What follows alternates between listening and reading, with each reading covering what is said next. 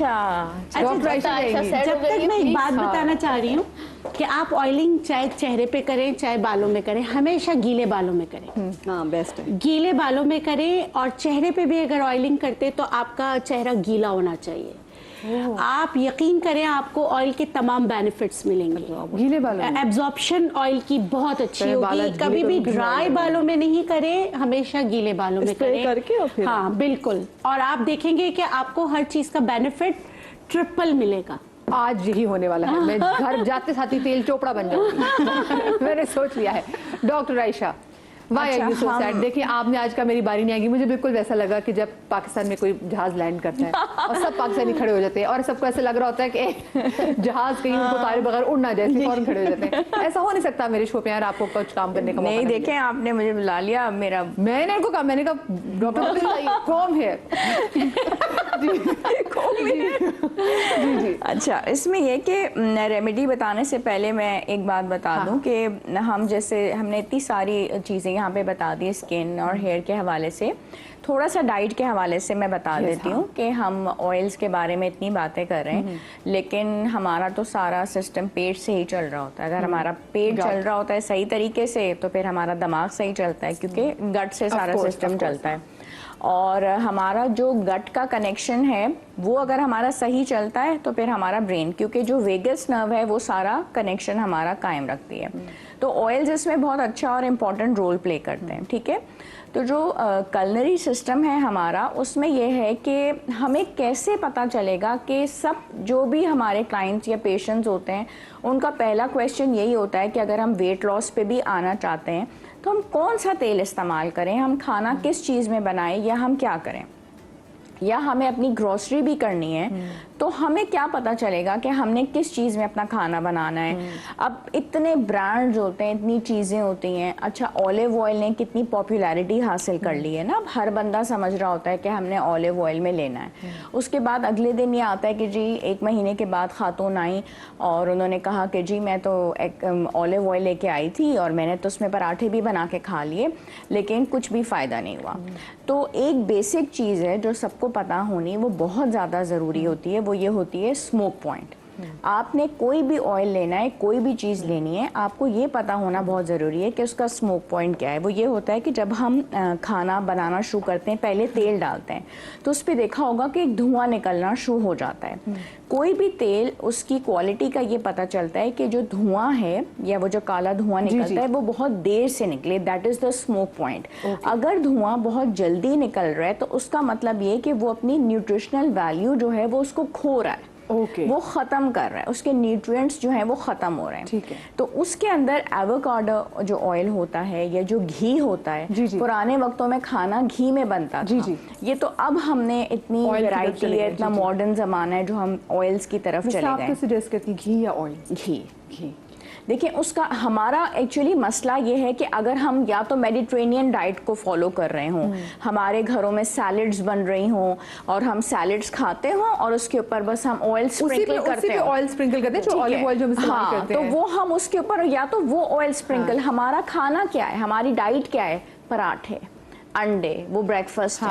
उसके बाद लंच में हमारे यहाँ चिकन कढ़ाइयाँ हैं, तड़के हैं, ये सारी चीजें हैं। तो ये हम बहुत तेज आग पे बनाते हैं। तो तेज आग के ऊपर कैसे हो सकता है कि उसका स्मोक पॉइंट जो है वो ना हो? वो तो बहुत जल्दी धुआं छोड़ेगा। तो हम उसमें ऑयल का इस्तेमाल अगर करेंगे तो एक तो उसकी न्यूट्रिशनल वैल्यू खत्म हो जाती है और दूसरा वो हाईली कार्सिनोजेनिक है। तो चूंकि इतना जबरदस्त प्रोग्राम हो रहा है और ऑयल्स पे ही हो रहा है, तो ये बताना बहुत ज्यादा जरूरी है कि हमेशा वो तेल लेके आए जिसका जो स्मोक पॉइंट हो वो बहुत ज्यादा हो। अच्छा, मैं डॉक्टर आयशा, मुझे तो याद आ रहा है, मेरी सास कहती थी जब तक खाने पे ऑयल ही नजर, सालन आपने कोरमा बनाया वो कुछ भी तो उसमें ऑयल नजर आया तो कहती रौनक नहीं। हाँ, रौनक नहीं है ना। हम तो वाकई में तो रौनक वाले खाने, हमारा तो रौनक वाला खाना है। हम पाकिस्तानी फूड है, इवन बाहर भी जो हमारे जितने भी लोग हैं यहाँ आते हैं तो वो हमारा ही फूड के शौक में आते हैं। We are Pakistani food lovers. तो हमारा खाना तो वो कोई सैलेड के स्प्रिंकल, हाँ, लेकिन हाँ, दूसरी बात ये कि हमारे पास एक कॉम्बिनेशन वाला ऑयल ना हो।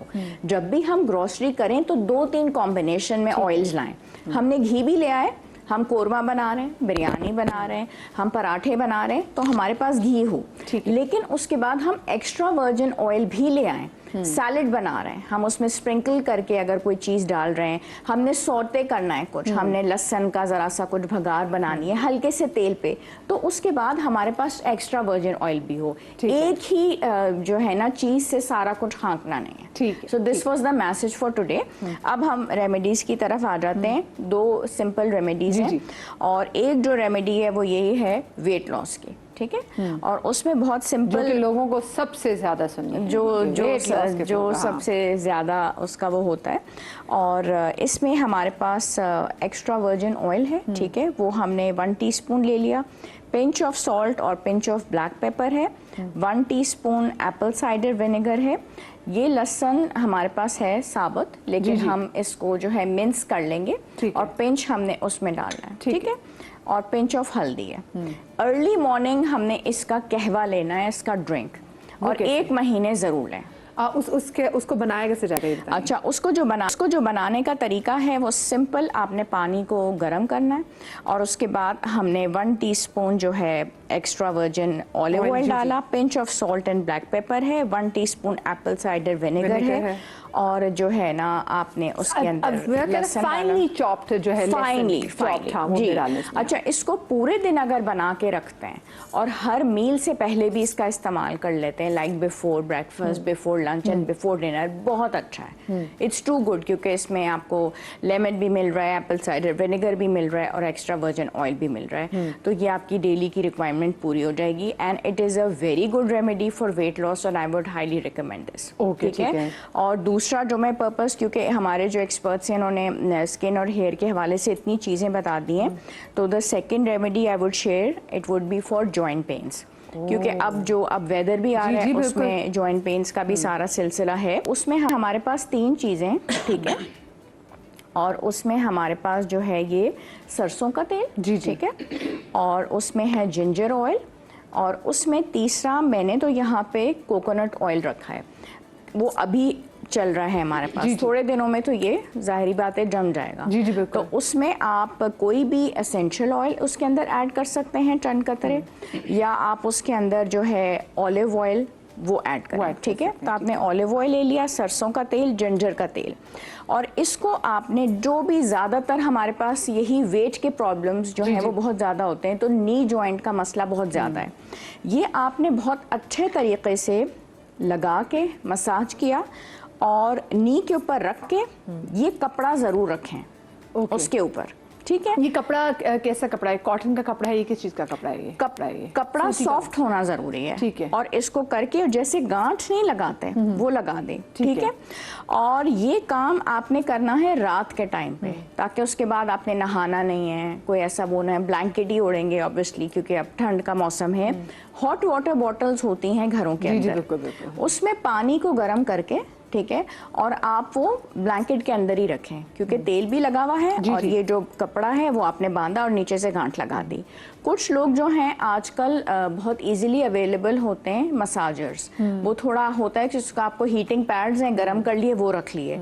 अब वो इलेक्ट्रिसिटी के इश्यूज, अफोर्डेबिलिटी के इश्यूज, हॉट वाटर बॉटल बहुत अच्छी है, गर्म पानी उसमें करके और वो ब्लैंकेट, तो वो क्या होगा कि वो है वो पूरी रात रहेगी। इट इज़ सो इफेक्टिव कि वो गर्माइश भी आपको पूरी रात रही, ये 3 ऑयल्स की कॉम्बिनेशन, और ये कपड़ा आप बांध के रखें घुटनों के ऊपर, जैसे आपको बैंडेज मिल जाती है। हाँ, तो सुबह आप फील करते हैं कि आप जो बिस्तर से उठने में आपको दर्द होता था, उठने में आपको थोड़ी तकलीफ होती थी, उसमें नुमाया फर्क आता है। ये ऑयल्स आपको बहुत हेल्प करते हैं। और जिंजर ऑयल को मैंने ये खुद महसूस किया है, मतलब मैंने खुद, मुझे लास्ट ईयर जो है डेंगू फीवर हो गया था, and I was literally too sick, मुझे बहुत प्रॉब्लम हुई है। उसके बाद मैंने ये रेमेडी खुद यूज़ की है और मुझे वाकई बहुत फ़ायदा हुआ है। चलिए, जज़ाकल्लाह, तो बहुत ज़बरदस्त के सब लोग इसको ज़रूर इस्तेमाल करें।